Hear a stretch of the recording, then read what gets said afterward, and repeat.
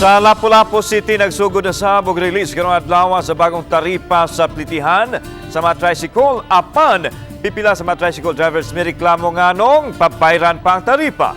Ano ang report? Sa gawas nga bahin sa City Attorney's Office, gipahigayon ang releasing sa taripa sa mga tricycle driver sugod karong adlaw.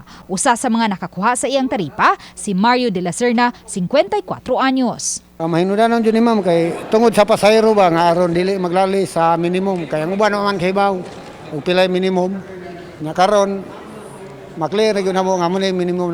Ubos sa bag-ong taripa, 13 pesos na ang minimum nga plitihan sa mga tricycle sa unang 3 ka kilometro samtang dugang 2 pesos matag mosunod nga 1.5 kilometers. Hinuon may ipatumang diskwento alang sa mga senior citizens, PWD ug mga estudyante. Mato ni Attorney Miriam Fernandez, OIC City Attorney, niadto pang Biyernes sila nagsugod sa pag-process sa mga application. Gikinahang nga magda ang tricycle driver o baka operator sa kopya sa ilang franchise ug bayad nga 40 pesos. Nagsugod ta pag Friday until October 15 and then October 16 if wala pa gyapon taripa diha na ta magdakop sa mga walay taripa. Sa pagsubay sa RTV Balitang Bisdak sa pipila ka mga tricycle nga nagatang og mga pasahero sa luyo nga bahin sa City Hall, may pipila kanila nga aduna nay kopya sa taripa ug ang uban nagprocess pa. Matod sa pipila sa mga estudyanteng pasahero nga among nahinabi, 15 pesos pagihapon ang gipatuman nga plitihan. 15 pa. Estudyante man mo? 15 po. 15 pa man daw. Wala pa mo i-discount? Wala.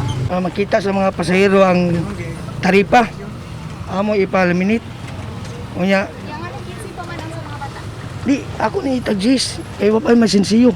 Samtang may pipila usab ka mga tricycle drivers ang mireklamo kung nganong pabayran pa ug tag 40 pesos ang bag-ong taripa. Ako lang kabahin ba nga ang taripa sa una wa gud pa to pabayri namo nya karon gipabayran naman noon.